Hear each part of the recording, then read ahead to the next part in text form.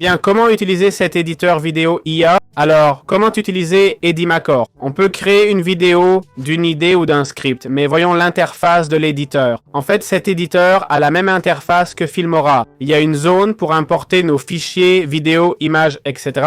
qu'on glisse sur la timeline. Évidemment, il y a plein de fonctionnalités avec des pistes audio et vidéo, comme vous voyez. Si on sélectionne une vidéo, on peut la modifier. L'audio est séparé, mais on peut changer l'échelle vidéo, on peut ajuster sa taille, son opacité, sa transparence, sa position, le faire pivoter, déplacer le miroir, changer l'arrière-plan, s'il y en a un, si on peut le redimensionner, on peut changer le fond. Tout ça se fait sans aucun problème. On peut ajouter des masques, des effets, utiliser l'IA pour enlever ou flouter l'arrière-plan, comme on disait. Voilà, dans l'éditeur, pour les bases, on peut ajouter du texte avec différents styles, ajouter divers éléments depuis cette section, ajouter des fichiers audio qu'ils fournissent, que ce soit de la musique ou des sons générés, ajouter des transitions entre les vidéos, couper les vidéos.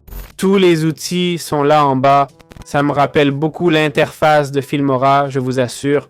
On glisse et voilà la transition entre vidéos. Parfait.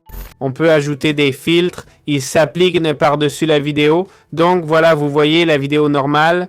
Puis avec le filtre, elle apparaît comme ça. Comme vous voyez, il y a plein de filtres à glisser et à utiliser pour faire des édits ou autres. On peut aussi ajouter des effets. Ces effets demandent un peu plus de rendu et il semble qu'ici, ça nécessite des personnes. On peut mettre des sous-titres et créer un avatar IA.